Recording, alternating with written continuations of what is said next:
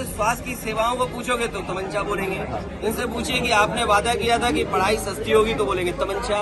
आप उनसे पूछिए कि ट्रैफिक व्यवस्था नहीं ठीक पा रहे, बोले तमंचा। समाजवादियों को सरकार से लड़ना है, डीएम एसपी से लड़ना है, बीजेपी के झूठ से लड़ना है। इनकाउंटर जाति धर्म और कानून की धज्जियां उड़ाकर के हो रहे हैं। के पहले सरकारों को दंगा कराने से ही फुर्सत नहीं था। सहारनपुर को क्या, उत्तर प्रदेश में भी कहीं कर्फ्यू नहीं लगता। अब तो कावड़ यात्रा निकलती है, कावड़ यात्रा। आज यूपी नो कर्फ्यू नो दंगा, यूपी में सब और चंगा। निकाय चुनाव के प्रचार प्रसार के दौरान जहां प्रदेश की सत्तारूढ़ पार्टी यानी बीजेपी जहां प्रदेश में कानून व्यवस्था को लेकर खुद की पीठ थपथपा रही है, तो वहीं प्रदेश की दूसरी सबसे बड़ी पार्टी यानी समाजवादी पार्टी के राष्ट्रीय अध्यक्ष अखिलेश यादव ने सूबे की भाजपा सरकार को तमंचों की सरकार बताते हुए योगी सरकार पर जमकर हमला बोला।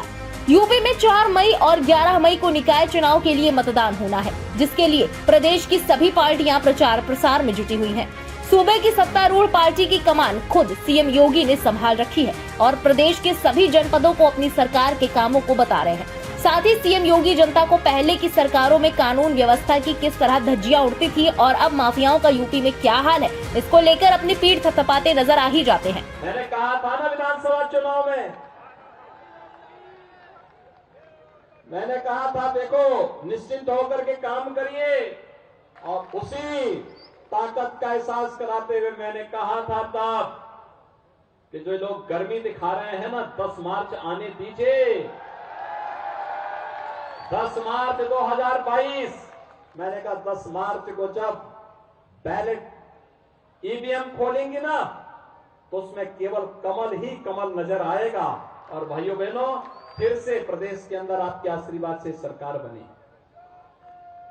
जो गर्मी दिखा रहे थे उस समय, गर्मी सबकी शांत हो गई होगी। वैसे भी मौसम बहुत सुहावना हो गया, कल तक बहुत गर्मी थी। आज यूपी नो कर्फ्यू नो दंगा, यूपी में सब और चंगा। नो कर्फ्यू नो दंगा, यूपी में सब चंगा। रंगदारी ना फिरौती, अब यूपी नहीं है किसी की बपौती। माफिया अपराधी हो गए अतीत, सुरक्षा खुशहाली रोजगार का अब बना है प्रतीक। और इसलिए भाइयों बहनों, अब उत्तर प्रदेश कर्फ्यू नहीं, कावड़ यात्रा की तैयारी के लिए उत्साह के साथ आगे बढ़ता है। अब उपद्रव नहीं, उत्साह हमारी पहचान है। अब माफिया नहीं, महोत्सव हमारी पहचान है। आज आप देख रहे होंगे,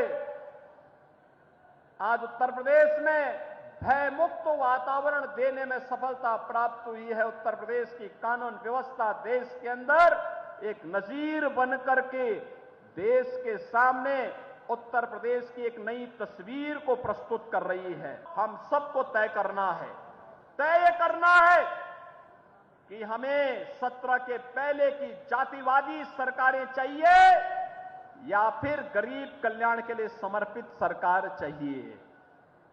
हम सबको तय करना होगा। भ्रष्टाचार युक्त व्यवस्था हो या भ्रष्टाचार मुक्त व्यवस्था।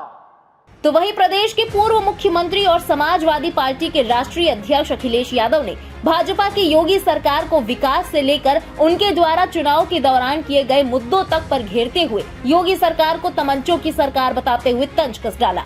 उन्होंने यूपी में एनकाउंटर के सवाल पर मीडिया की भूमिका पर सवाल उठाते हुए मीडिया को भी घेरा और चुनौती दे दी कि हिम्मत हो तो सच दिखाएं। पूर्व सीएम अखिलेश यादव ने इस दौरान कहा कि बीजेपी को सिर्फ समाजवादी पार्टी से लड़ना है, लेकिन समाजवादियों को सरकार से लड़ना है, सरकार की पूरी मशीनरी से लड़ना है, सरकार के टीवी चैनलों से लड़ना है। इनसे स्वास्थ्य की सेवाओं को पूछोगे तो तमंचा बोलेंगे।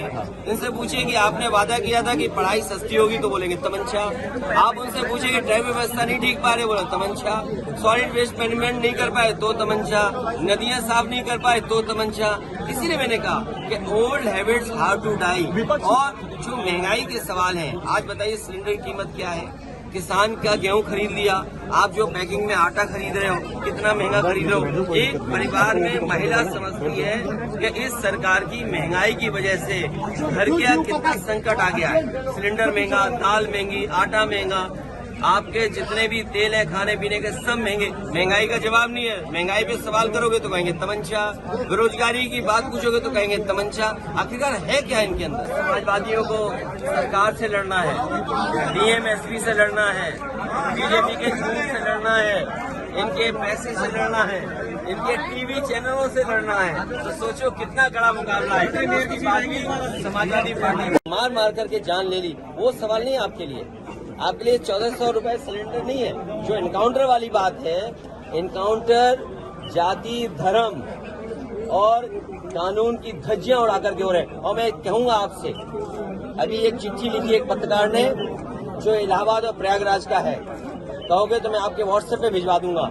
उस सच्चाई को जान करके अगर आपकी हिम्मत हो और अगर पैकेज मतलब ठीक ठाक न मिला हो तो चिट्ठी को अपने चैनल में पढ़ देना। फिलहाल दोनों ही पार्टियां एक दूसरे पर आरोप प्रत्यारोप कर एक दूसरे पर छींटाकशी करने में लगी हुई है। देखना अब ये होगा कि इन आरोप प्रत्यारोपों के बीच प्रदेश की जनता किस पार्टी को निकाय चुनावों में प्रचंड जीत का आशीर्वाद देती है। इसी के साथ इस खबर में अभी के लिए बस इतना ही। देश और दुनिया की बाकी खबरों के लिए सब्सक्राइब करें इंडिया पब्लिक खबर के YouTube चैनल को और बेल आइकन दबाना बिल्कुल न भूलें।